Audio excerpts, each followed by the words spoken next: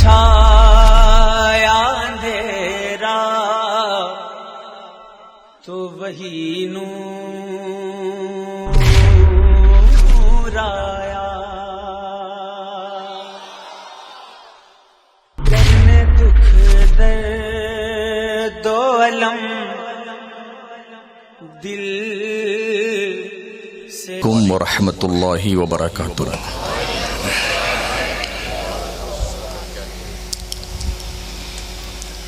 الحمد للہ نحمده ونصلي ونسلم على حبیبه الکریم، اما بعد فاعوذ باللہ من الشیطان الرجیم، بسم اللہ الرحمن الرحیم۔ اقرأ باسم ربک الذی خلق، خلق الانسان من علق، اقرأ وربك الاکرم الذی علم بالقلم، علم الانسان ما لم يعلم۔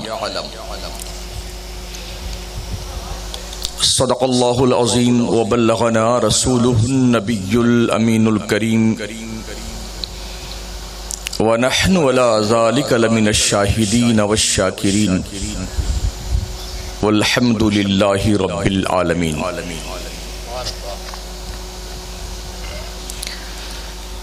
علماء باوقار، سادات کرام، شعراء اسلام، ائمہ ذوی الاحترام، دور و نزدیک سے آج کی اس پاکیزہ بزم میں شرکت کے لیے تشریف لائے ہوئے خوش عقیدہ زندہ دل سنی مسلمانوں،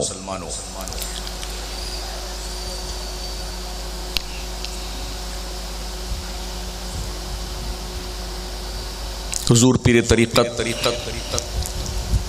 رہبر راہ شریعت، نازش ملت حضرت پیر سید باپو صاحب قبلہ دامت فیضکم العالیہ کے حکم کے مطابق پہلی بار آپ کے دیار محبت میں اللہ نے حاضری کا موقع عطا فرمایا۔ ممبر نور پہ ہماری جماعت کے نمونہ خلف و سلف، نازش ملت، آبروی اہل سنت، استاذ الاساتذہ حضرت علامہ الشاہ علوی صاحب قبلہ دامت فیضکم العالیہ اپنی تمام تر جلوہ سامانیوں کے ساتھ رات کے 2 بجنے کے موقع پر بھی تشریف فرما ہیں۔ اللہ انہیں صحت دائمی کے ساتھ عمر خضری عطا فرمائے۔ ویسے بھی آج کی تاریخ میں پورے ملک ہندوستان میں جو جلسوں کا مزاج رہا ہے، تقریباً اس وقت میں آپ کی دہلیز سماعت پر حاضر ہوں جب تقریر سنی کم جاتی ہے، کھائی زیادہ جاتی ہے۔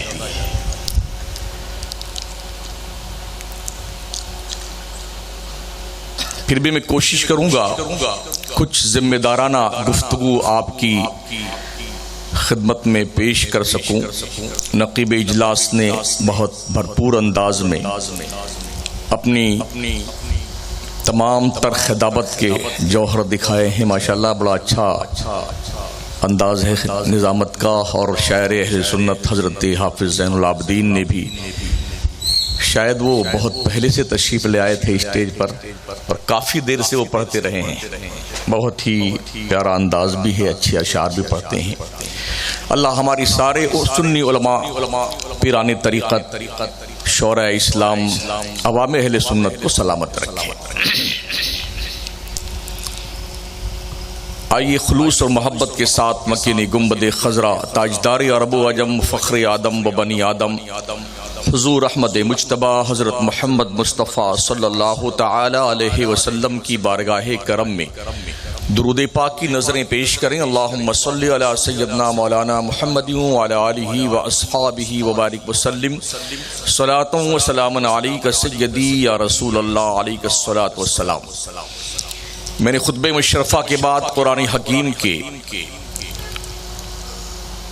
اندر سے 5 آیتیں تلاوت کی ہیں جو نزول کے اعتبار سے سب سے پہلا پیغام اللہ تبارک و تعالیٰ کی طرف سے قوم کے نام نبی کے واسطے سے آیا ہے۔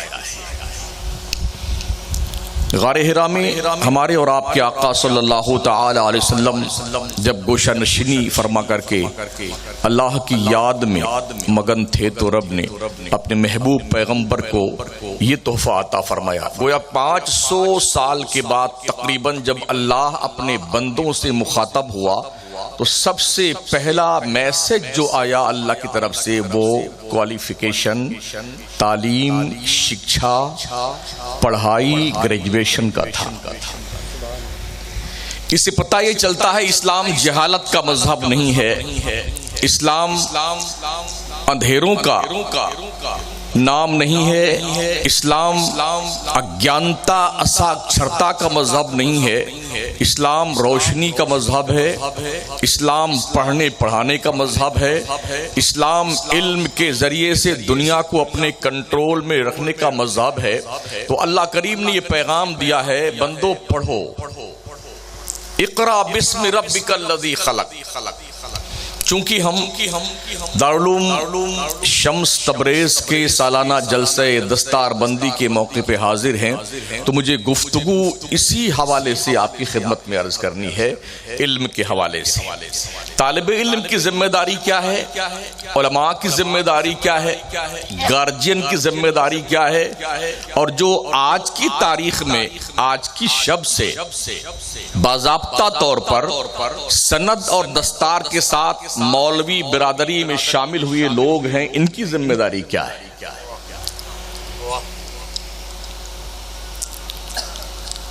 صرف توجہ آپ کی ادھر چاہیے، نعرے وغیرہ بالکل ہی نا کے برابر ہونے چاہیے۔ اللہ فرماتا اقرا بسم ربک الذی خلق، پڑھو اپنے رب کے نام سے جس نے پیدا کیا۔ خلق الانسان من علق، انسان کو بنایا خون کی پھٹک سے۔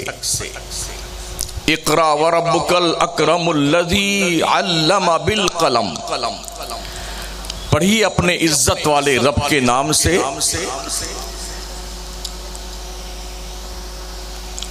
علمہ بالقلم، جس نے قلم سے لکھنا پڑھنا سکھایا۔ علم الانسان ما لم یعلم، انسان کو وہ کچھ سکھایا جو وہ نہیں جانتا تھا۔ قلم کی افادیت کا اندازہ آپ لگا سکتے ہیں، جس قوم کے پاس آج کی تاریخ میں قلم ہے اس قوم کے پاس دنیا کے ناک کی نکیل موجود ہے، اور اس کے قبضہ و اختیار میں دنیا کے انسان کے ذہن و دماغ سب کچھ ہے۔ اس معاملے میں جب ہم نے پورے ملک ہندوستان کی مسلم قوم کا جائزہ لیا، جتنی رپورٹیں ہم نے پڑھی ہیں، تو ہماری قوم کی جو شرح خواندگی ہے مسلم قوم کی، وہ شیڈول کاسٹ سے بھی زیادہ نچلے درجے پہ ہم اور آپ موجود ہیں۔ سوچ سکتے ہیں آپ جس مذہب کا پہلا میسج، جس مسلم قوم کے مذہبی کتاب کا پہلا پیغام، اور جس کے رب کا سب سے پہلا خطاب بندوں کے نام پڑھائی کے نام سے ہو رہا ہے، اس قوم کی تعلیمی پسماندگی کی کیفیت یہ ہے دنیا میں سب سے نچلی قوم کے مقابلے میں اس سے بھی بدرجہ پستی کے منزل میں وہ قوم ہے پڑھائی کے معاملے میں۔ شاید اسی وجہ پہ جیسی ہماری پڑھائی کی کیفیت ہے ویسے ہی ہماری سرکاری نوکریوں میں نمائندگی بھی ہے۔ 2% مسلم نمائندگی ہے حکومتی اداروں میں۔ ہمارا بچہ 10ویں پاس کر کے 12ویں پہنچتا ہے اور تھوڑا آگے جاتے جاتے بائی گریس پاس ہونے لگتا ہے، اور جب بائی گریس سے وہ پاس ہوتا ہے تو پھر وہ اپنے آپ کو ٹوٹا ہوا محسوس کرتا ہے اور جھجلا کر کے تعلیم چھوڑ کر کے چھوٹا موٹا خانچے کی دکان، پان کی ڈھابلی، جوتا بیچنا، چاکلیٹ بیچنے کی دکان یہ لگا کے بیٹھ جاتے ہیں۔ آپ سروے کیجئے پورے ملک ہندوستان میں مجھے کوئی ایک ایسا مسلمان بتا دیں جس کے کمرے، جس کے فیکٹری کے اندر کم سے کم 500 افراد مزدور کی حیثیت سے کام کرتے ہوں، ایک مسلم بتا دیں مجھے، کوئی نہیں۔ نہ تعلیم ہمارے پاس رہ گئی ہے، نہ دولت ہمارے پاس رہ گئی ہے۔ وجہ یہ ہے کہ ہم نے پڑھنا چھوڑ دیا۔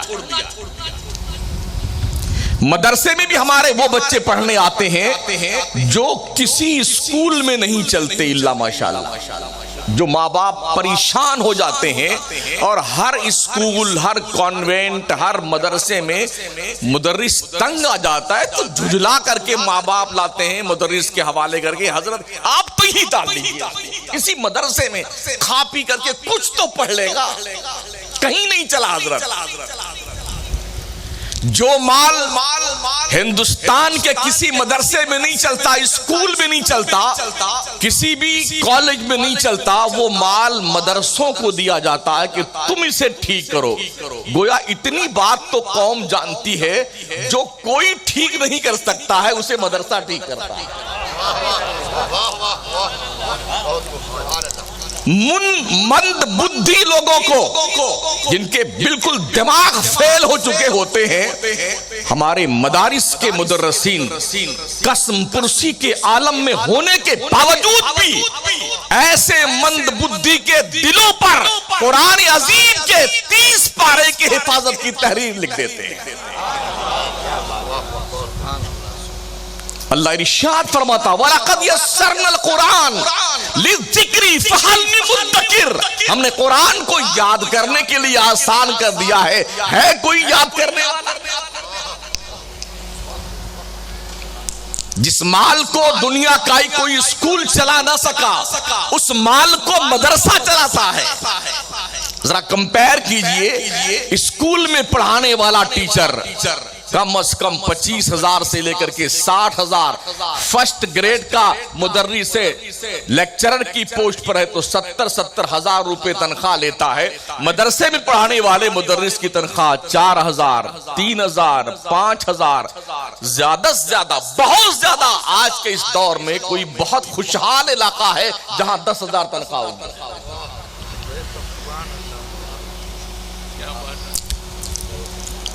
مدرسے قوم کے روشن مستقبل کی امانت ہیں۔ آج میری حاضری بھی دارالعلوم شمس تبریز میں، اللہ شمس تبریز کا صدقہ عطا فرمائے اس ادارے کو۔ یاد رکھیں، علم اور تصوف کا، علماء اور پیران طریقت کا تسلسل زمانے سے رہا ہے۔ علم حاصل کرنے کے بعد عالم کو بھی اچھے سچے پیروں کی شرن میں پناہ لینی پڑتی ہے۔ خواجہ بھی پڑھ لکھ کر کے پھر اس کے بعد خواجہ عثمان ہارونی کی خدمت میں گئے۔ میرے غوث سرکار فرماتے درست العلم حتی صرت قطبہ، پڑھتے پڑھتے میں قطب زمانہ بن گیا، پڑھنے کے بعد پھر پیر کی خدمت میں گئے۔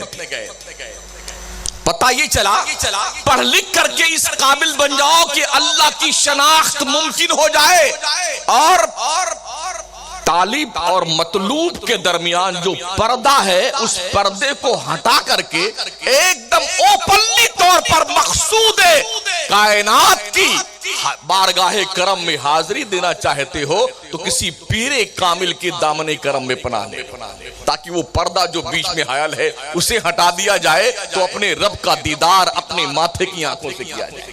یہ پیر کا کام ہوتا ہے۔ جہاں پر ہمارا مولوی بھٹک جاتا ہے، بہک جاتا ہے، تو پیر اسے سہارا دیتا ہے۔ گزشتہ کئی سالوں میں ہم نے یہ تسلسل بالکل ٹوٹ پھوٹ کر کے بکھرا ہوا دیکھا ہے۔ جہاں پر علماء کے قدم بہکتے تھے، حالات سازگار نہیں ہوتے تھے، تو حق ہو کی ضربیں لگانے والے پیران طریقت کی جھوپڑی میں پہنچتے تھے۔ اللہ کی قسم وہاں پہنچتے تھے تو دلوں کی دنیا بدل جائے۔ سبحان اللہ سبحان اللہ۔ آج وہ نظام ہمارا بالکل ختم ہو چکا ہے، ہمارے وہ اسباب تباہ ہو چکے ہیں، برباد ہو چکے ہیں۔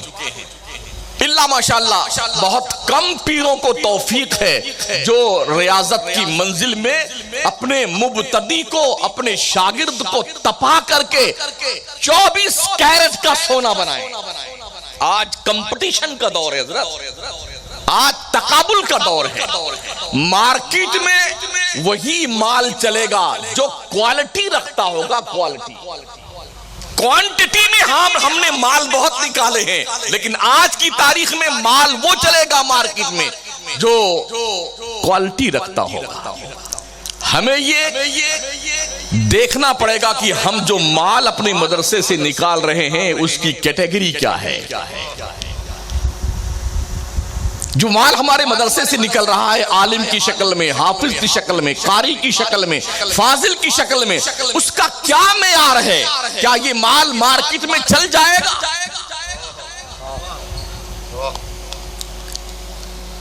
یقینی طور پہ پورے ملک کی میں نے جو سچویشن دیکھی ہے وہ یہ ہے، آج کی تاریخ میں ہم وہ پروڈکشن پیش کر رہے ہیں مارکیٹ میں جو تقریباً 90% ہمیں کسی کام کا نہیں لگتا۔ معاف کیجیے گا یہ بڑا تلخ جملہ ہے، اس کے ذمہ دار ہم سب ہیں۔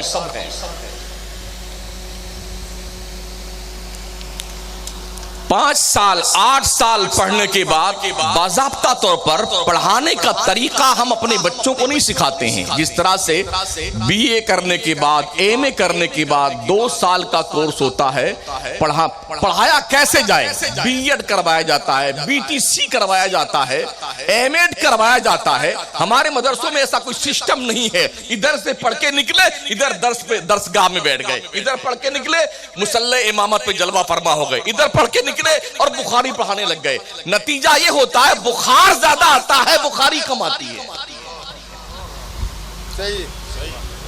آج ضرورت ہے اس بات کی کہ ہم ایسے بچے فارغ کریں مدرسوں سے جو قوم کی ضرورتوں اور نبض قوم ٹٹول کر کے وہ علاج دے جس مرض کا مریض سامنے ہے۔ اینٹی بائیوٹک دوا دینے سے مریض کا مرض تھوڑی دیر کے لیے اس کی تکلیف، اس کا درد کم تو ہو جائے گا، مرض ٹھیک نہیں ہوتا ہے۔ ہمیں شناخت کر کے مریض کو وہ دوا دینی پڑے گی جس مرض کا مریض سامنے بیٹھا ہوا ہے۔ آپ نے بے شمار ڈاکٹر دیکھے ہوں گے جو بہت ساری جانچ کروا لیتے ہیں، 15-20 ہزار 25-30 ہزار کی جانچ کروا لیتے ہیں اور پھر اس کے بعد اتنی دوا لکھ دیتے ہیں 1-1.5 کلو کھاتے رہیے آپ۔ انہیں خود پتا نہیں ہوتا ہے کہ بھئی کون سی دوا اس کے مرض کے لائق ہے، بس آپ کھاتے رہیے۔ جب آپ 1-2 سال کھاتے کھاتے پریشان ہو جاتے ہیں تو پھر کسی اچھے ڈاکٹر کے پاس آپ جاتے ہیں تاکہ کوئی ڈھنگ کی دوا مل جائے۔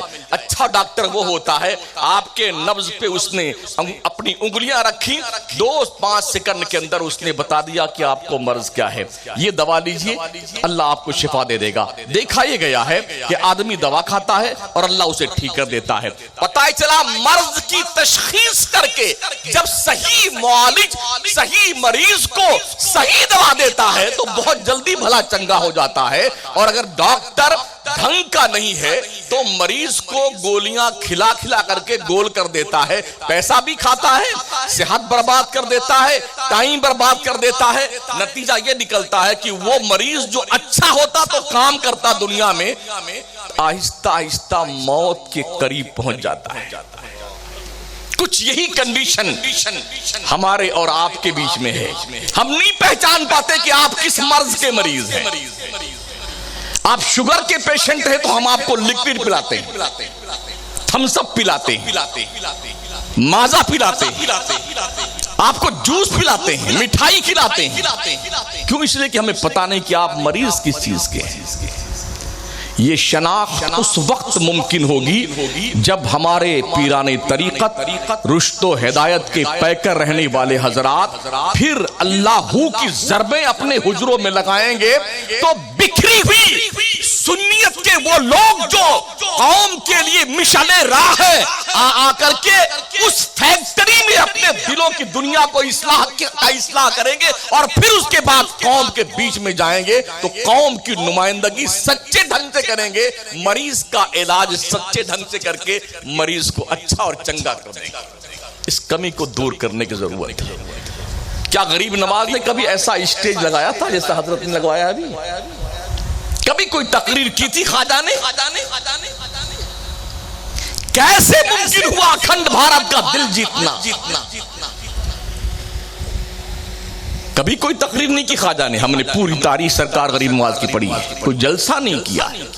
آج تو پوسٹر شائع کرنا پڑتا ہے، باضابطہ ہینڈ بل نکالنے پڑتے ہیں، ایڈورٹائز کرنا پڑتا ہے، انوائٹیشن دینا پڑتا ہے، لوگوں کو پھر بھی بار بار انفارمیشن دینا پڑتا ہے۔ تشریف لائیے گا، تاریخ یاد ہے مولانا آپ کو؟ تاریخ یاد ہے؟ آپ ہماری تاریخ جلسے کی آ گئی، یاد ہے آپ کو تاریخ؟ یہ بار بار ہمیں بتایا جاتا ہے، پھر اس کے بعد بندہ اکٹھا ہوتا ہے۔ اور پھر بھی ہم کسی مسلمان کو جو بے نمازی ہے اسے نمازی نہیں بنا پاتے۔ یہ ہماری ناکامی ہے، معاف کیجئے گا۔ اپنے غلطی کا اعتراف کرنے میں کوئی آدمی جو ہے یہ محسوس نہ کرے کہ میری عزت جا رہی ہے۔ ہم نے نعرے تو بہت لگانے ہیں، خوب لگایا ماشاءاللہ، ہمارے نعروں کا جواب نہیں ہے، لیکن کیا سچائی یہ ہے کہ ہماری تقریروں سے جو بھلا ہونا چاہیے ملت کا وہ ہو رہا ہے؟ نہیں۔ خواجہ نے جلسے نہیں کیے ہیں، ایک ایک آدمی کو بلاتے تھے۔ کیا نظر تھی اس خواجہ کی، ڈال دیتے تھے تو گناہوں کے سوتے سوکھ جایا کرتے، کفر کٹ کے رہ جایا کرتا تھا۔ اکثر آنکھیں بند رکھتے تھے اور جب آنکھ کھولتے تھے جدھر نظر اٹھتی تھی نا، کافر ہوتا تھا تو مسلمان بن جاتا تھا، مسلمان ہوتا تھا تو ولی بن جاتا تھا۔ یہ آپ کی نظریں کیمیا کا اثر تھا۔ وجہ کیا تھی؟ میرے خواجہ نے 70 سال تک یہ پیٹھ زمین سے سونے کے لیے نہیں لگائی۔ اللہ 70 سال کھاتے کیا تھے وہ؟ 5 مسکال آٹے کی ایک پتلی روٹی 24 گھنٹے میں افطار کے وقت کھاتے۔ انہوں نے جسم تو تندرست نہیں کیا تھا، دل تندرست کیا۔ انہوں نے کپڑے بہت خوبصورت نہیں پہنے تھے، پیوند لگا کپڑا پہنا تھا، مگر دل اتنا پرنور تھا، خدا کی قسم اس دل میں رب کے جلوے بستے تھے۔ کنڈیشن یہ ہوتی تھی، دل کے آئینے میں ہے تصویر یار، جب ذرا گردن جھکائی دیکھ لی۔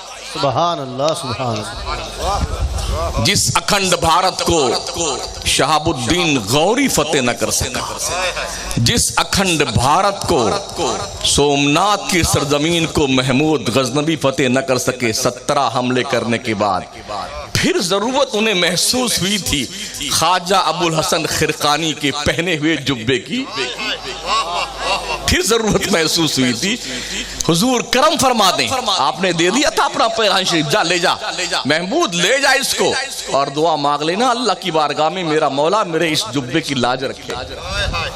لے کے آئے نا، رکھ دیا۔ ابھی شروع نہیں تھی جنگ، دعا مانگی مولا تیرے محبوب بندے کا پہنا ہوا جبہ شریف ہے، اس کے صدقے میں محمود غزنوی کو فتح دے دے۔ ابھی انہوں نے اٹیک کیا اور اللہ نے فتح یابی دے دیا، کامیاب کر دیا فوری طور پر۔ جب فتح یاب ہو کے واپس اپنے پیر کی خدمت میں گئے اور عرض گزار ہوئے حضور آپ کے پیرہن کے صدقے میں اللہ نے ہمیں فتح یاب بنایا، منصور بنایا، مظفر بنایا۔ کہا کیا ہوا؟ کہا جو ہم نے مانگا تھا سرکار مل گیا۔ کہا کیا مانگا؟ کہا سومنات کا قلعہ مانگا۔ فرماتے ہیں میرے محمود تو نے میرے جبے کی قدر نہیں کی، اللہ کا قسم اگر یہ دعا مانگتا کہ مولا اس پیرہن کے صدقے میں اکھنڈ بھارت کے سارے کافروں کو مسلمان کر دیا، اللہ سب کو مسلمان کر دیا۔ یہ ولیوں کے پہنے ہوئے پیرہن کی تاثیر ہوتی ہے، اللہ ان کے پیرہن کی لاج رکھا کرتا ہے۔ کیوں؟ اس لیے کہ وہ پوری رات خدا کی محبت میں آنسو بہایا کرتے ہیں، رب کے پیار میں رب اللسان رہتے ہیں، زبانیں ہر وقت خدا کی محبت میں گنگان کیا کرتی ہیں۔ ہم نے کیا کرنا ہے؟ دن بھر موج سے گھومتے ہیں اور رات بھر ٹن مار کے سوتے ہیں۔ یہ ہمارا کام ہے، ہماری نمازوں کا پتہ نہیں۔ ہم مولانا صاحب ہیں نا، یہاں تقریر کرنے ہیں، راستہ میں جا رہے ہیں، اب پہلے تو اونٹوں پہ چلتے تھے لوگ، گھوڑوں پہ چلتے تھے، نمازیں محفوظ رہتی تھی۔ آج ہوائی جہاز سے چل رہے ہیں، ٹرینوں سے چل رہے ہیں، کبھی ظہر غائب ہے، کبھی عصر غائب ہے، کبھی مغرب غائب ہے، کبھی عشاء غائب ہے۔ وقت پہ نماز ہم خود نہیں پڑھ پاتے ہیں، اللہ ہماری زبانوں میں تاثیر کیسے پیدا ہوگی؟ ہمیں اس بات کا احساس کرنا ہوگا ساتھی، پورے ملک ہندوستان میں ہم سنیوں سے زیادہ جلسے کسی بھی ملت کے نہیں ہوتے، اور جتنے پیسے ہم نے اپنے جلسوں پہ خرچ کرنے ہیں نا اور کر رہے ہیں، اگر ان جلسوں کا پیسہ بزرگوں کے نام کے کھولے ہوئے انسٹیٹیوٹ، کالج، یونیورسٹی، مدرسے، دارالعلوم، جامعات میں دے دیں تو میں سمجھتا ہوں کہ پورے اکھنڈ بھارت کا مسلمان گریجویٹ بن جائے گا۔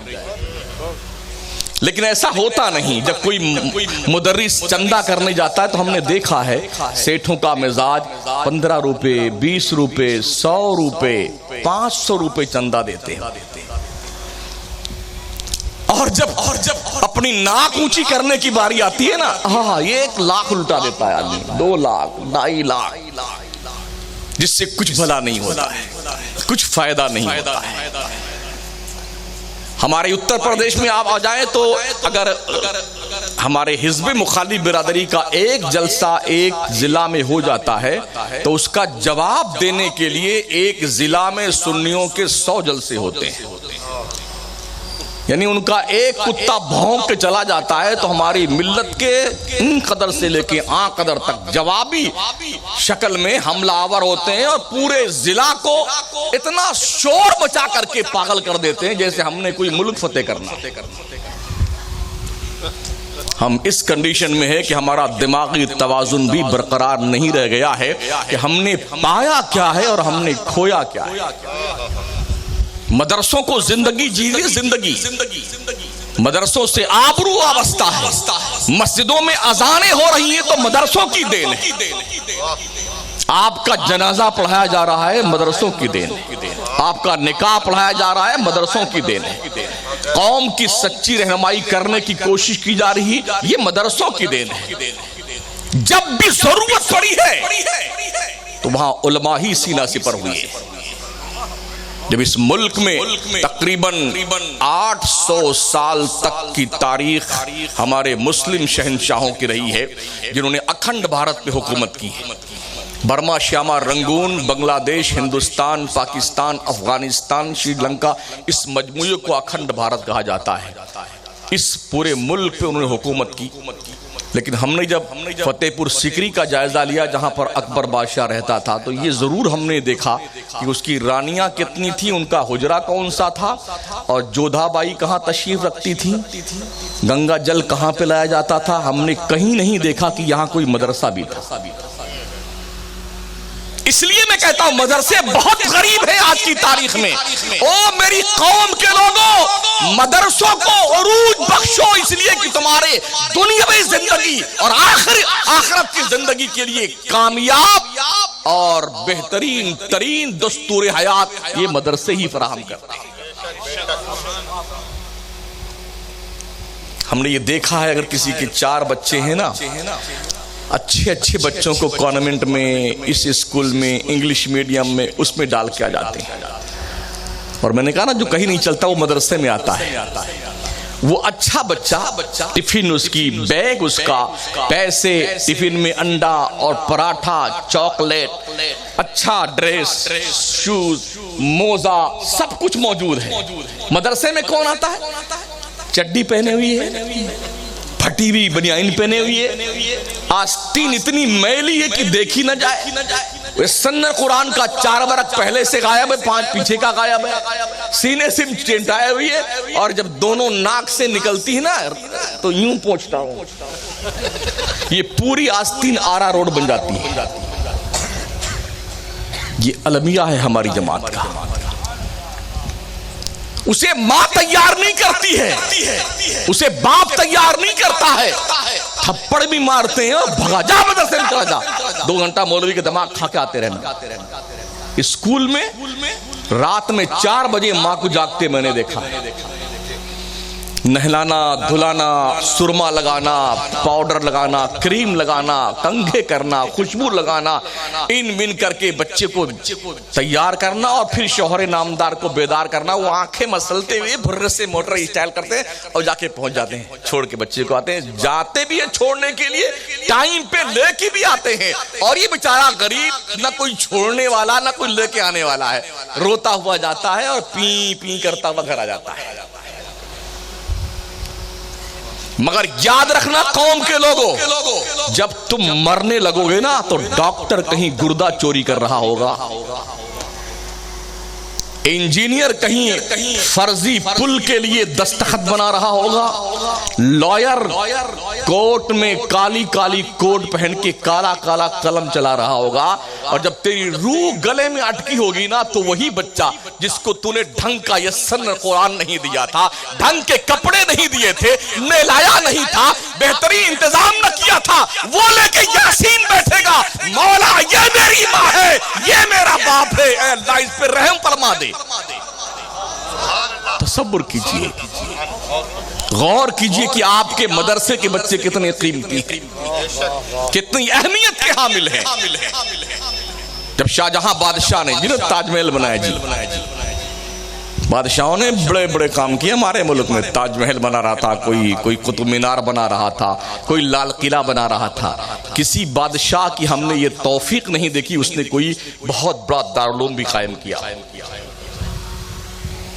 ہم بھی ہسٹری پڑھتے ہیں, ایک بھی دارالعلوم پورے اکھنڈ بھارت میں کہ جو کسی بادشاہ کے نام منسوب کہ اس نے یہ دارالعلوم بنایا تھا, اس کی ٹوٹی پھوٹی دیواری تو سلامت ہو, جی نہیں. لیکن شاہجہاں بادشاہ کو تھوڑا درد تھا تو اس نے اپنے بچے کو پڑھانے کے لیے حضرت اورنگزیب کو, جب وہ پیدا ہوئی نا 4 سال 4 مہینے 10 دن کے ہوئے, تو ڈھونڈا, تلاش کروایا اکھنڈ بھارت میں کوئی ایسا مدرس ٹیوٹر مل جائے, کوئی ایسا مل جائے بندہ جو ڈھنگ سے پڑھا دے ہمارے بچے کو. تو ڈھونڈ کر کے حضرت ملا عبداللطیف, حضرت وہ سلطانپور ملا احمد جیون رحمۃ اللہ امیٹھی میں جن کا مزار شریف, ان پر نظر پڑی تو بلوایا ان کو کہ آپ آ جائیے آگرہ. کہا فقیر آگرہ نہیں آتا ہے, ہمیں بادشاہ کی کوئی ضرورت نہیں, بادشاہ کو میری ضرورت ہے نا, جا کے اس سے کہہ دو وہ میرے پاس آئے. آج کوئی معمولی سا ہوم گارڈ, کوئی ایم ایل اے صاحب, کوئی چیئرمین صاحب اگر بتا دیں کہ ہاں مولانا صاحب آپ چلے آئیے گا, تو کتنے مولانا ہوں گے جو ننگے پیر بھاگ کے جائیں گے. کیا ماشاءاللہ, ایک چیئرمین نے مجھے بلا لیا, ایم ایل اے منیشر نے مجھے بلایا. لیکن جب تک یہ خودداری کا ذوق تھا نا, تب تک دنیا نے علم کی فرما روائی دیکھی. آ کر کے کارندوں نے بتایا عجیب ملا سے ملاقات ہو گئی, عجیب ملا سے. ان کی بھی آستانے بڑا دارالعلوم چل رہا ہے, حضرت ملا احمد جیون کے دارالعلوم اہل سنت ملا جیون, ماشاءاللہ اچھا کام بھی ہو رہا وہاں پر, جانے کا اتفاق ہوا تھا. تو آ کے کہا, تو بادشاہ تم سمجھدار ہوتے تھے نا, کہا نہیں واقعی میں بات تو صحیح انہوں نے کی ہے, کہ ہمیں ضرورت ہے ان کی, انہیں ہماری کیا ضرورت, لے جاؤ اورنگزیب کو. اتنا ضرور گزارش کر دینا کہ یہ بادشاہ کا بیٹا ہے, اسے تھوڑا آگے بٹھائیے گا. دوسرے بچے پیچھے بیٹھے, وہ لے کے آئے, کہا حضرت بادشاہ سلامت نے یہ کہا ہے کہ ہمارے بچے کو آگے بٹھانا. آپ فرماتے ہیں جو پہلے آئے گا وہ آگے بیٹھے گا, جو بعد میں آئے گا وہ پیچھے بیٹھے گا. یہاں کوئی امتیاز نہیں ہے کہ یہ سیٹ ساہوکار کا لڑکا تو آگے بٹھایا جائے. چلو ٹھیک ہے آپ پڑھائیے, جیسے پڑھائیے. کسی دن کوئی خطا ہوئی تھی تو اتنا زوردار تھپڑ لگایا نا حضرت ملا احمد جیون نے کہ ناک سے خون بہنے لگا. آج ہمارے مدرسوں میں کوئی مدرس مار دینا تو ابا حضور تو بعد میں آئیں گے, ڈی ایم صاحبہ پہلے تشریف لے آتی. ارے مولوی تیری اوقات, کیسے مارا میرے بچے کو تو نے, बेचारा ना पढ़ाए तो मुजरिम है, पढ़ाए तो बगैर मारे बच्चा पढ़ता नहीं, अब क्या करे वो? एक थप्पड़ दिया खींच करके तो नाक से भी खून, मुंह से भी खून। तो पहले जब बादशाहों के बच्चे पढ़ते थे तो उनके साथ कुछ खबर नवीस जाते थे, शहजादा कब बेदार हुआ है, इस्तिंजा कब फरमाया है, नाश्ता इसने कब किया है, खाना कब तनाउल फरमाया, मदरसा कब गया है, रास्ते में जाते हुए क्या हादसा पेश आया है, ये सब पूरा रिकॉर्ड का जाता था। उसके बाद दरबार में भेजा जाता था कि ये पूरे महीने का शहजादे का रिकॉर्ड है। फिर रिकॉर्ड किया गया, थप्पड़ खाया है, खून बहा है, कुर्ता लाल लाल हो गया, किताब सुर्ख हो गई, जमीन भीग गई है, सब लेकर के आए दरबार में। गजब हो गया। जब अंदर खबर पहुंची ना होम मिनिस्टर लोगों तक तो भौंचाल आ गया। एक मुल्ला की हैसियत, उसने शहजादे के ऊपर थप्पड़ लगाया चेहरे पे। ऐसी सजा मुतय्यन की जाए, किसी भी मौलवी को आइंदा बादशाह के लड़के के साथ ऐसी जुर्रत करने के लिए मजाल नहीं होनी चाहिए। बादशाह ने कलम मंगवाया, दवात मंगवाया, फिर लिखा कि मुल्ला अहमद जीवन को औरंगजेब आलमगीर को थप्पड़ मारे जाने के बदले में 1000 बीघा जमीन इनाम में दी जाती है। 1000 बीघा। परसों की रात में मैं कुशीनगर में था, दारुल इशात मदरसे का जलसा था, तो वहाँ पर एक अच्छा मिजाज देखा मैंने। जिस कारी साहब ने, हाफिज साहब ने बहुत अच्छी मेहनत करी थी, बच्चों ने एक स्पेशल 60,000 की मोटरसाइकिल गिफ्ट में दिया अपने उस्ताद को। तो जो पहले बच्चे फारिग हो चुके 2-4-5 साल पहले, वो खड़े हुए कि इस साल रबीउल अव्वल पे उम्रे पे हम सारे बच्चे अपने उस्ताद को भेजेंगे। ये बड़ा अच्छा ज़ौक़ देखा मैंने। ये हक बनता है मुदर्रिस पढ़ाने वाले का, लेकिन पढ़ाने वाले का, पढ़ाने वाले का हक बनता है। जी नहीं, ये इनके सवाबदीद पर है, जैसा ये सोचें। मैं आदेश नहीं दे रहा हूँ। मैंने एक जगह की बात पेश की है कि मैंने भी परसों रात की बात है, रात में मुबारकपुर था, उससे पहली रात में कुशीनगर में था, तो वहाँ ये मिजाज मैंने देखा, मुझे बड़ी खुशी हुई कि तलबा का ज़ौक़ बेदार तो है। कौम अगर महसूस नहीं करती है ये जिम्मेदारी, तो जिसने पढ़ा है वो तो जिम्मेदारी महसूस करता है अपनी। तो का आदेश दिया, 1000 बीघा जमीन नजराने में लेके गए, तोहफा पेश किया कि हजरत ये बादशाह सलामत की तरफ से है। तो पढ़ने के बाद हजरत मुल्ला अहमद जीवन ने उसकी पीछे लिख दिया, फकीर के लिए अल्लाह की जमीन बहुत है, मुझे बादशाहों के इनाम की कोई जरूरत नहीं।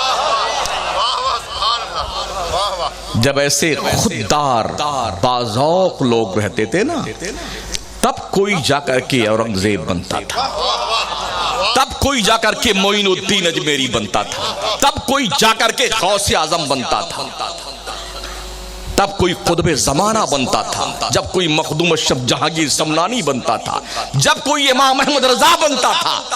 आज हम बिल्कुल ऐसा बच्चा पेश करते मदरसे में जो कहीं नहीं चलता। अरे कभी अपने जीनियस बच्चों को मदरसे के हवाले करके देखो, ये कितना खूबसूरत आपको तोहफा वापस करेंगे हमारे। जब दुनिया ने इमाम मोहम्मद को पेश किया था तो गजाली ये वक्त बन के आए थे। जब माँ ने अब्दुल कादिर जिलानी को मदरसे के हवाले किया था तो गौसे आजम बड़े पीर दस्तगीर बन के लौटे। जब माँ ने अपने बेटे मोइनुद्दीन हसन संजरी को मदरसे के हवाले किया था तो अखंड भारत का बादशाह बन के उभरा था। जब माँ ने मखदूम अशरफ जहांगीर समनानी को मदरसे के हवाले किया था और दिल की काया पलटी रब ने ना, तो बादशाहत को लात मार दिया और सहरा नवर्दी करते हुए मिल्लत की फलाह बहबूद के लिए कछौछा कर आबाद हो गया। क्यों ऐसा होता है? जब तक आलिम फारिगुल बाल न होगा तब तक ढंग की पढ़ाई नहीं हो सकती है। माफ कीजिएगा, मदरसों में जो मुदर्रिस पढ़ाते हैं, उन मदरसे में पढ़ाने वाले मुदर्रिसीन की खातिर खा तनख्वाह होनी चाहिए। ये कोई फरिश्ते नहीं है कि इनके बीवी नहीं है, इनके बच्चे ही नहीं है, इनका कोई खर्चा ही नहीं है, इन्हें भी चाहिए खर्चा। समझ रहे हैं? ये 2-5 हजार में कुछ नहीं होने वाला है। اگر ایسا نہیں ہوگا تو یاد رکھیں کوئی کالی کالی تعویذ بنائے گا، کوئی ڈورا بنائے گا، کوئی پلیتا بنائے گا، کوئی الو بنائے گا، کوئی بیوقوف بنائے گا، کوئی مچھلی کے منہ میں تعویذ ڈالے گا، قبرستان میں ڈالے گا، اور تمہیں کو الو بنا کے تمہیں سے پاس ڈال لے گا۔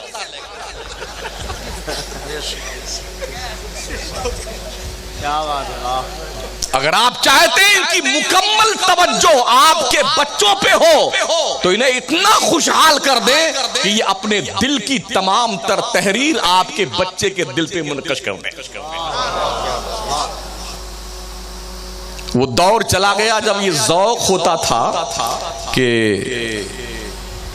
شاگرد سے استاذ پہچانا جاتا ہے، مرید سے پیر پہچانا جاتا ہے، اور ویسے بھی ذمہ داری بنتی ہے۔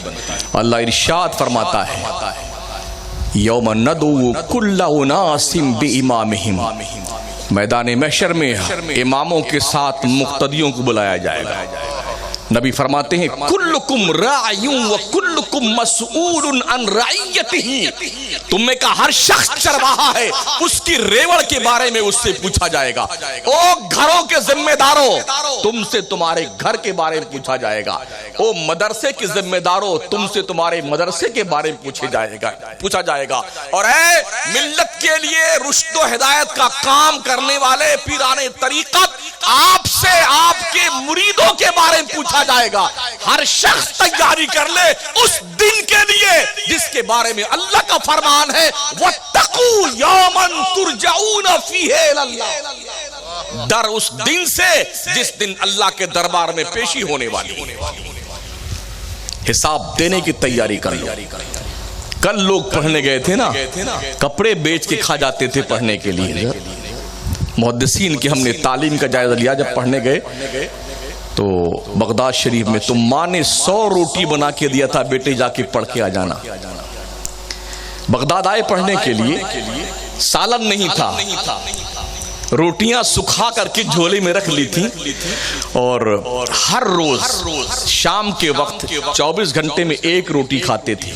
سالن نہیں تھا، روٹی لیتے دجلہ کے کنارے جاتے اور پانی لے کر کے پیالے میں توڑ کر روٹی کھا جایا کرتے تھے۔ دریائے دجلہ کنارے بھی 11ویں شریف میں حاضر تھا سرکار کی بارگاہ میں، بہت دیر تک اس پانی کے قریب کھا رہا۔ تصور میں بہلول دالاں کی جنت بھی آئی، بزرگوں کے وہ رات دن کی مشقتیں بھی آئیں کہ یہی وہ دریائے دجلہ ہے جس کے کنارے ولیوں نے ضرب اللہ کی بنیاد پر کائنات کے سینے میں شغاف پیدا کیے تھے۔ کربلا میں آج بھی لگتا ہے غم و علم کی ہوا چل رہی ہے۔ نہر فرات کی بے بسی دیکھ کر کے بھی بڑا احساس ہوا، کتنی بدقسمت تھی یہ نہر جس کا پانی اہل بیت کے قدموں تک نہیں پہنچا۔ تو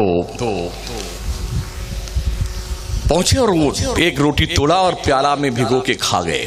100 دن پڑھائی انہوں نے کری، جب روٹی ختم ہو گئی تو جبہ بیچ دیا بغداد کے بازار میں، کچھ دن اور پڑھنے کو مل جائے مجھے۔ جب جبہ بھی نہیں بک گیا تو نالین جو پہنتے تھے اسے بیچ دی، جوتی، ننگے پیر رہنے لگے۔ اب جب کچھ نہیں بچا تو واپس اپنے گھر آ گئے روتے ہوئے کہ ماں میرے غربت نے مجھے پڑھنے نہیں دیا۔ ایک محدث جنہوں نے اپنے ہاتھوں سے کئی جلدیں حدیث کی لکھی، جب قلم تراشے اکٹھا کرتے جاتے، انتقال سے پہلے فرماتے ہیں لوگوں جب میرا انتقال ہو جائے تو میرے نہلانے کے لیے جو پانی گرمایا جائے اسی تراشے سے گرمایا جائے جس نے میں نے حدیث کی جلدیں لکھی، تو اسی تراشے سے ان کا پانی گرم کیا گیا، پھر بھی تراشے بچ گئے ان کے۔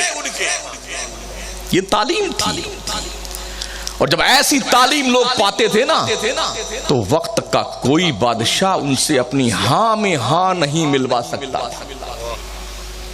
امام احمد بن حنبل کو 3 بادشاہوں کے دور میں ظلم و تشدد کا نشانہ بنایا گیا، کسی طرح سے امام احمد بن حنبل بادشاہ جو کہہ رہا ہے اس کی حمایت کر دیں، تو امام احمد بن حنبل نے کہا جان تو جا سکتی ہے، مصطفیٰ کا غلام تمہارے ناجائز کام میں ہاں نہیں ملا سکتا ہے۔ ہمارے امام اعظم ابو حنیفہ جنہوں نے 4000 محدثین سے علم حدیث سیکھا ہے اور 3000 محدث شاگرد چھوڑے ہیں، جب ان کو بھی بادشاہ نے ٹارچر کیا کہ ہماری ہاں میں ہاں ملائیے تو جیل میں چلے گئے اور جیل سے ہی ان کا جنازہ اٹھا، مگر بادشاہ کو خوش کرنے کے لیے انہوں نے اس کی ہاں میں ہاں نہیں ملایا۔ آج کی تاریخ میں آپ علماء پیران طریقت اللہ ماشاءاللہ اللہ جنہیں بچائے 90% سے اوپر لوگ مل جائیں گے، جو کہلوانا چاہتے کہلوا لو، بڑی آسانی سے لوگ کہنے کو تیار ہو جائیں گے۔ امام بخاری نے اپنے قدم گننے شروع کیے تھے کہ ہم نے کتنا قدم چلا اللہ کی راہ میں، اور جب کیلکولیٹر جواب دے گیا تو گننا چھوڑ دیا۔ ننگے پیر جا رہے ہیں، جوتیاں پھٹ گئیں تو کوئی بات نہیں ہے، کرتا پھٹا ہوا تو کوئی بات، کیا جنون تھا علم کے حاصل کرنے کے حوالے سے۔ آج وہ سہولیات ہیں نا، سہولیات ہم نے بچپن میں دیکھا، جو پیڑوں کے نیچے پڑھتے تھے وہ حافظ ملت بنتے تھے، جو جھوپڑی میں پڑھتے تھے مفتی اعظم بنتے تھے، جو کھلے آسمان کے نیچے پڑھتے تھے مٹکیوں کا پانی پیتے تھے، فلٹر نہیں تھا، ٹاٹ پٹی بیٹھنے کو نہیں ملتی تھی، کپڑے گھس جاتے تھے، جب وہ پڑھ کے نکلتے تھے تو مجاہد ملت بنتے تھے۔ اور آج تو الحمدللہ ہم نے ملک کا جائزہ لیا ہے، مدرسوں میں کافی سہولیات ہیں، پانی کے لیے فلٹر مشین لگی ہوئی ہے، کولر لگا ہوا ہے، پنکھے لگے ہوئے ہیں، بیٹھنے کے لیے ٹاٹ پٹیاں بھی ہیں، فرش جو ہے سنگ مرمر کی بنا دی گئی ہے، کہیں پر پلاسٹر ہی کیا گیا ہوا ہے، کہیں پر ٹائلز لگا دی گئی ہیں، بہترین انتظام ہے۔ اب بھی بچہ نہیں پڑھتا ہے تو بڑے افسوس کی بات۔ عزیز طلبہ، بڑی کٹھن ہے ڈگر پن گھٹ کی۔ آج سے آپ نے جو ذمہ داری کا بوجھ اپنے سر پہ رکھا ہے، اپنے سے پہلے جو لوگ فارغ ہو چکے ہیں ان سے پوچھو، اس راہ میں آنے والی جاں گسل حادثات اور مسائل کو باریک بینی سے دیکھنے کی کوشش کرو کہ کامیاب لوگوں کی زندگیاں کیسے کامیاب ہوئی ہیں، جس پہ چل کر کے آپ بھی کامیابی کے بام عروج پر پہنچے۔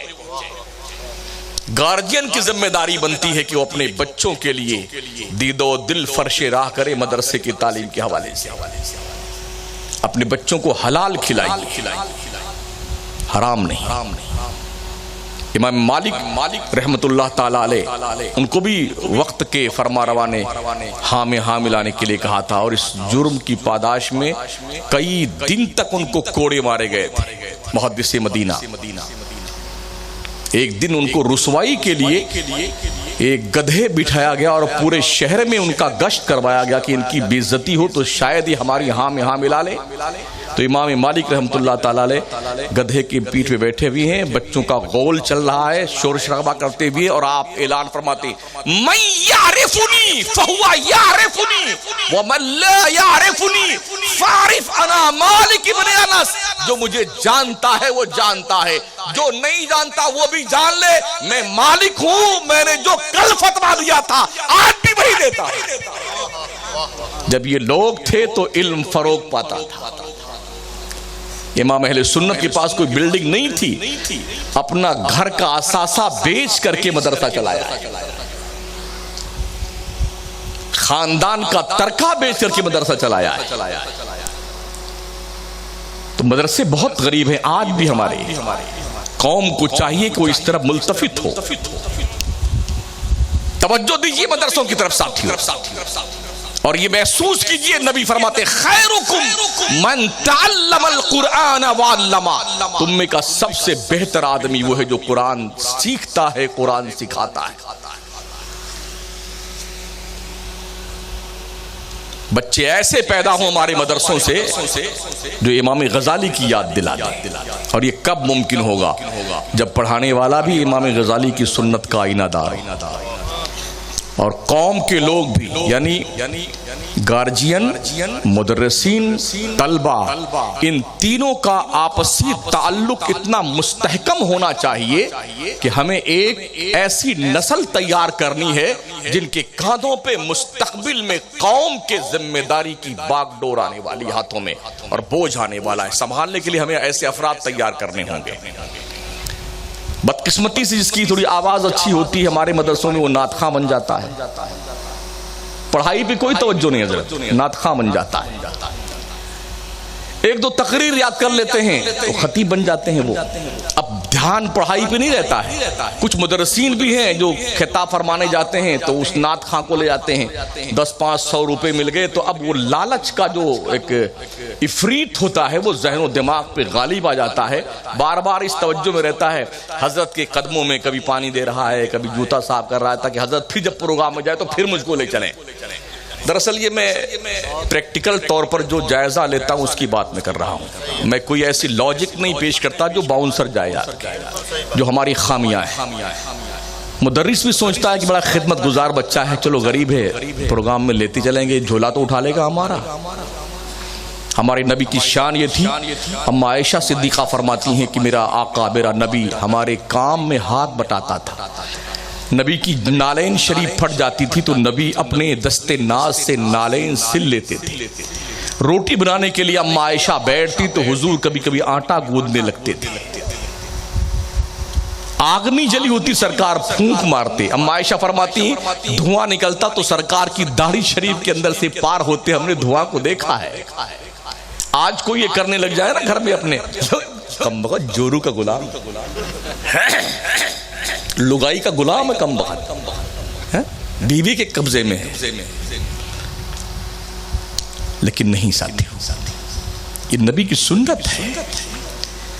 اپنے غلاموں پہ اپنے کمزور مزدوروں پہ وہ بوجھ مت ڈالو جو ان کی کیپیسٹی سے زیادہ ہو، کوشش کیجئے اس بات کی۔ تو آقا کریم کی پیار دیوانوں، حضرت عبداللہ ابن عباس رضی اللہ تعالیٰ عنہ جب پڑھنے گئے، حضرت زید بن ثابت کی چوکھٹ پر دروازہ بند تھا، گرمی کا موسم تھا، دیکھا کہ دروازہ بند ہے تو ان کی چوکھٹ پہ ہاتھ کا تکیہ لگا کے سو گئے۔ ہوا چلتی رہی، ریت اڑتی رہی، پورا وجود ریت میں گم ہو گیا آپ کا۔ حضرت زید بن ثابت دروازہ کھلا، دیکھا تو نبی کے چچا زاد لیٹے ہوئے ہیں، جلدی سے اٹھے وہ، کہا رے آپ حضرت؟ کہا میں پڑھنے کے لیے آیا ہوں، پڑھنے کے لیے آیا ہوں۔ کب آئے؟ کہا 2-3 گھنٹہ ہو گیا ہے۔ کہا حضور آپ جگا لیتے؟ کہا نہیں، آپ کو نیند رہی ہوگی، آپ سو رہے ہوں گے، میں نے سوچا کہ نیند میں خلل واقع نہیں ہونا چاہیے۔ کل کے وہ لوگ طالب علم تھے اور وہ استاد تھے، آج کا کوئی استاد سو کے تو بتائے، دروازہ پیٹ پیٹ کے شاگرد جگا دے گا، جاگیے نا حضرت، جاگیے نا حضرت، جاگیے۔ فرماتے ہیں یہ ایک طالب علم کی ذمہ داری ہے کہ اپنے استاد کا احترام کرے۔ استاد نے گلے لگایا، سینے سے لگایا۔ جب یہ کنڈیشن ہوتی تھی نا طالب علم کا اور استاد کا، یہ تعلق عشقی، تعلق الفتی جب مستحکم ہوتا تھا تو استاد اپنے آپ کو اپنے شاگرد کے دل میں اتار دیتا تھا۔ تو پڑھانے جب بیٹھتا تھا درسگاہ میں وہ شاگرد تو استاذ کے جلوے نظر آتے تھے۔ کیسا استاذ رہا ہوگا جس کے پڑھائے ہوئے بچوں کے اندر یہ جولانیت پائی جاتی ہے؟ تو میں عرض کیا تھا شروع میں، مولوی کے لیے ضروری ہے، عالم کے لیے ضروری ہے پیر کامل کی شرن میں آئے، اور پیر کامل کے لیے ضروری ہے وہ اپنے آپ کو اور زیادہ اس لائن میں مستحکم بنانے کی کوشش کرتے رہیں۔ پیر کا کام ہے دل صاف کرنا، عالم کا کام ہے دماغ صاف کرنا۔ دونوں مل کر کے مشترکہ ذمہ داری نبھائیں، اور آپ اپنے اچھے بچوں کو مدرسے میں دیجئے تاکہ تینوں کی حصے داری شامل ہو اور ڈھنگ کے بچے پڑھ کے آئیں۔ ورنہ یہ زمانہ جس سے ہم اور آپ چل رہے ہیں نا، بہت جلدی قیامت کے قریب جا رہا ہے، اور اتنی تبدیلیاں ہو رہی ہیں۔ ہمارے بچوں کے ہاتھ میں اتنے بڑے بڑے موبائل ہم نے تھما دیے، اتنے بڑے بڑے موبائل، وہ رات بھر کسی مسلم محلے سے آپ گزریے نا، 3 بجے رات تک کبھی میرا گزرنا ہوا جب تقریر سے لوٹنا ہوتا ہے، 3 بجے رات تک مسلم محلے میں 12 سال 15 سال 11 سال کے بچے لیے موبائل، نالی کے پاس، گٹر کے پاس، کوچے میں 15 بیٹھے ہوئے کرتے رہتے، کنٹرول سے باہر ہے۔ ہماری نوجوان جنریشن ہمارے قبضے سے باہر نکل چکی ہے. بھلائی چاہتے ہو تو اس جنریشن پہ کنٹرول کر لو, لگام دو, ورنہ یہ پوری ملت کے لیے تباہی کا پیشخیمہ ثابت ہوں گے. اپنے بچوں کے ہاتھ میں موبائل دینے کے بجائے انہیں قلم تھماؤ, قلم. اللہ نے قسم بیان فرمائی, نون والقلم وما یسطرون. کچھ تو وجہ رہی ہوگی, اللہ نے قلم کی قسم کیوں اٹھائی ہے؟ قسم ہے قلم کی اور جو وہ لکھے. قلم ایک ایسا ہتھیار ہے نا, ہمارے ہاں خطابت پہ زیادہ زور ہے, میں نے عرض کیا نا, شاعری پہ زیادہ زور ہے, خطابت پہ زور ہے. غیروں کے ہاں کتابت پہ زیادہ زور ہے, کیونکہ ہمارے لوگوں نے یہ نہیں جانا ہے کہ قلم کی کاشت کتنی مستحکم ہوتی ہے. قلم کی کاشت نسلیں کھاتی ہیں, نسلیں. کیوں؟ اس لیے کہ پہلے ہی پیج پر جملہ حقوق بحق کے ناشر محفوظ ہوتا ہے. اس لیے قلم کی جو کاشت ہوتی ہے نا, اسے نسل کھاتی ہے. تقریر کی جو کاشت ہے, شاعری کی جو کاشت ہے, وہ اپنے ہی زمانے میں ختم ہو جاتی ہے. لیکن قلم کی کاشت, کتابیں چھپتی رہتی ہیں, ان کی اولادیں کھاتی رہتی ہیں. آج بھی دیکھ لیجیے, ساؤتھ انڈیا میں آپ جائیں, 99 اور 98 اور 100% کوالیفیکیشن, اور نتیجہ یہ ہے کیندر سے لے کر کے اسٹیٹ پیمانے تک جتنی یوجنائیں مائنورٹیز کے نام سے ہیں وہ جبڑے میں ہاتھ ڈال کے کھینچ لاتے ہیں. تعلیم, ہمارا 98% علماء کا طبقہ ہی نہیں جانتا ہے کہ یہ یوجنا گورنمنٹ کی کیا ہوتی ہے, دیش کا سمویدھان کیا ہے.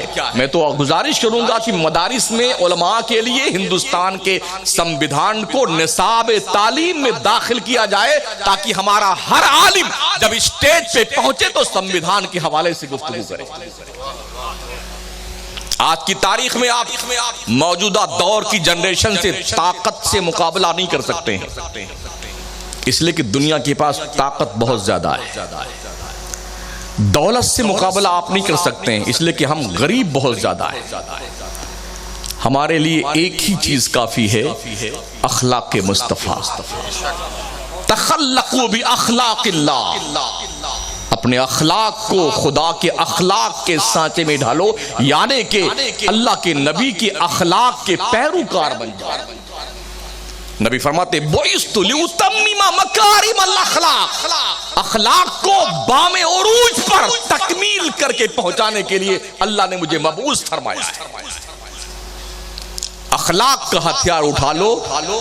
اخلاق کا ہی ہتھیار تھا کہ ایک درویش نے اجمیر میں بیٹھ کر 90 لاکھ کافروں کے دل کی دنیا کو تہو بالا کر کے رکھ دیا.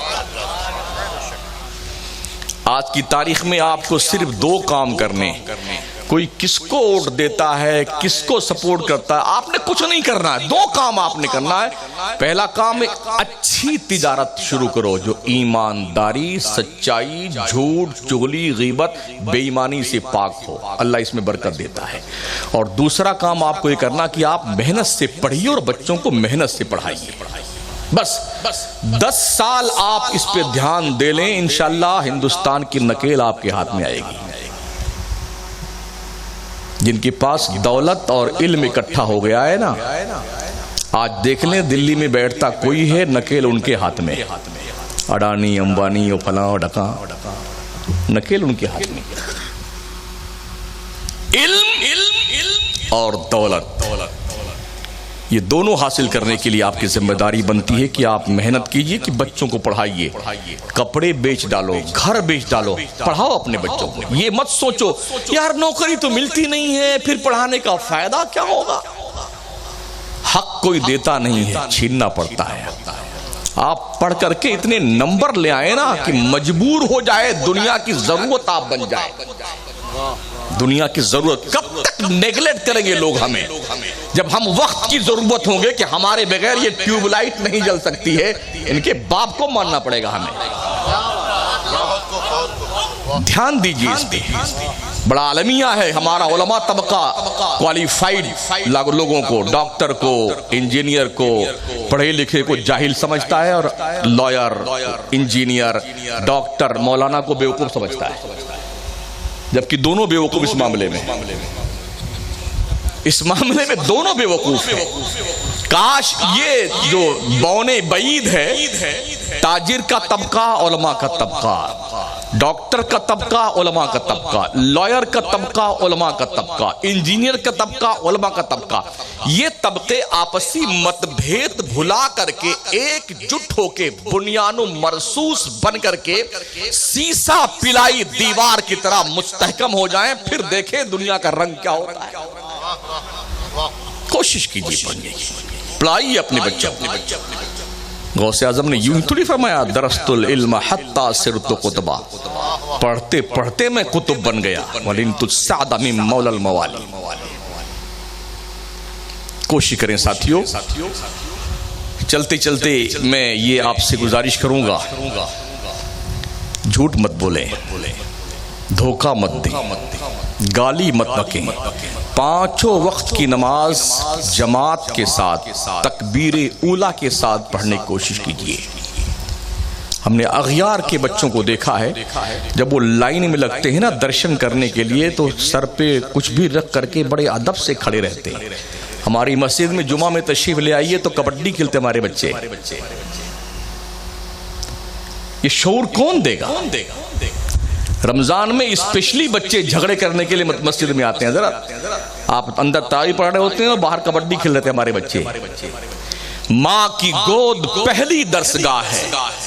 یہ درسگاہ اگر مستحکم ہے تو پھر بچے بہترین اچھے ہوں گے. اگر یہی درسگاہ خراب ہو گئی ہے تو پھر کچھ نہیں بن سکتا ہے. ہمیں اپنی بچیوں کی تعلیم کے لیے بھی اچھی تعلیم کا انتظام کرنا ہوگا. مجھے بڑی خوشی ہوئی جب میں آج ادارے میں حاضر ہوا اور میں نے یہ دیکھا کہ حضرت کی سرپرستی میں بہت سارے گلستان زندگی آباد ہیں. یہاں پر قرب و جوار میں درجنوں مدارس، اسکول چل رہے ہیں جو حضرت کی قیادت میں. اللہ اس میں روز افزوں ترقی فرمائے اور ہمارے ہر پیر کو اس مشن کو عام کرنے کی توفیق بخشے. ورنہ دیکھا ہے گیا کہ پیر کام کم کرتا ہے. بہت کم پیر ملے حضرت جو کام کرتے ہیں. معاف کیجئے گا بھائی، جسارت کر رہا ہوں میں. بہت کم پیروں کو میں نے کام کرتے دیکھا ہے. کاش ہمارا پیر جاگرک ہو جائے تو پیر کے قبضے میں تو پوری قوم ہوتی ہے. پیر بیدار ہو جائے قوم بیدار ہو جاتی ہے. عالم بیدار ہو جائے قوم بیدار ہو جائے. تو ہمارے اس تین طبقہ کو، پیر کو، قوم کو، علماء کو، تینوں کو جاگرک ہونا پڑے گا. علماء کو اور ہمارے ڈاکٹر کو، لائر کو، انجینئر کو، انہیں بیدار ہونا پڑے گا. اور سب کو مل کر کے ملت کی مجموعی ذمہ داری کو محسوس کرتے ہوئے قوم کو بام عروج پر لے جانے کے لیے ہمتن مصروف ہونا پڑے گا.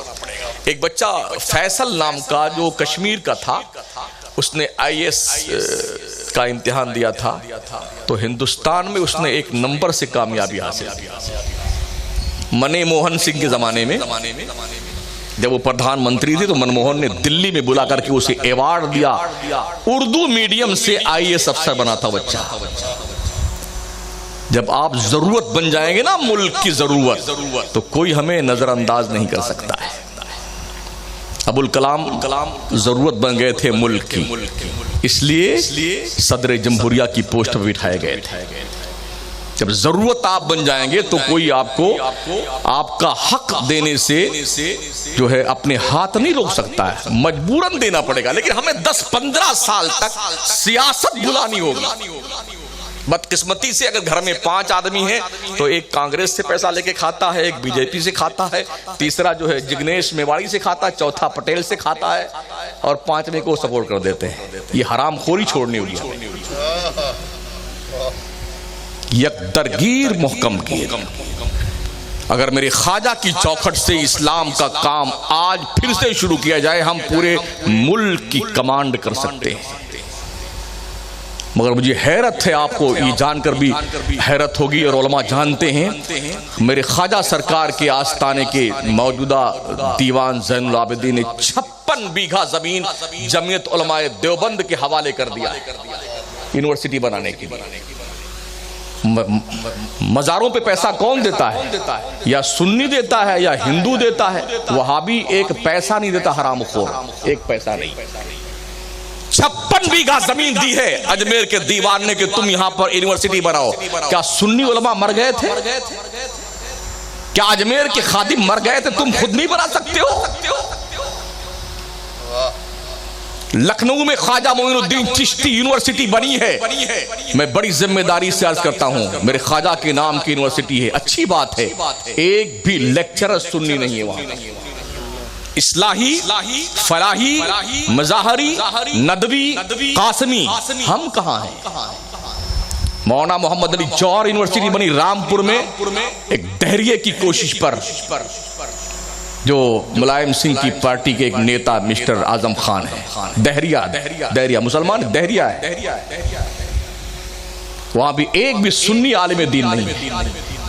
مدرسوں میں 5% سنیوں کے بچے پڑھنے آتے ہیں، کالج یونیورسٹیز میں 95 بچے سنیوں کے پڑھنے جاتے ہیں۔ آپ 5% سے کیا کر سکتے ہیں جبکہ 95% ہم نے ملت کے بچوں کو ان بھیڑیوں کے حوالے کر دیا ہے جو دلوں کی دنیا پہ جو تحریر لکھیں گے وہی آگے چل کے کامیاب ہوں گے۔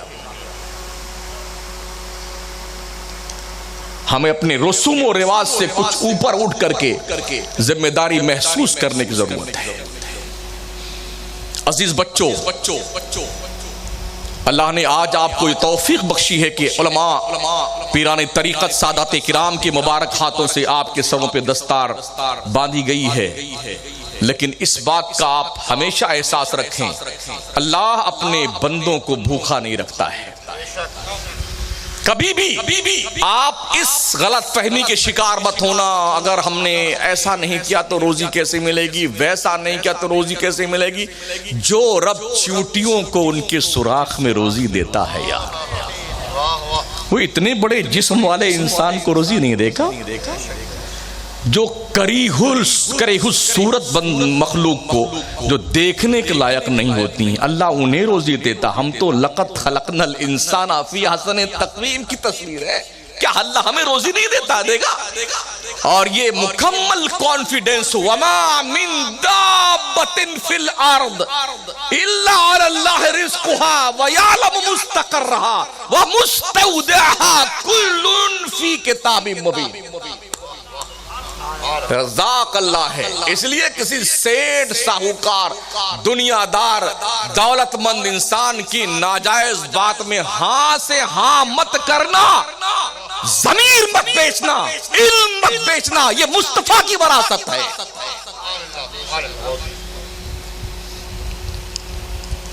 کوشش کیجیے، من جد وجدا، جو کوشش کرتا ہے وہ پا لیتا ہے۔ السعی منی والاتمام من اللہ، کوشش اپنی طرف سے ہونی چاہیے، پورا اللہ کرتا ہے۔ اللہ ان علماء کرام کا سایہ دراز فرمائے، پیران طریقت کا، حضرت قبلہ علامہ صاحب کا، حضرت قبلہ پیر باپو کا، تاکہ ان کی محبتوں کے چھتر چھایا تلے ہم لوگ دین و سنیت کا کام کرتے رہیں۔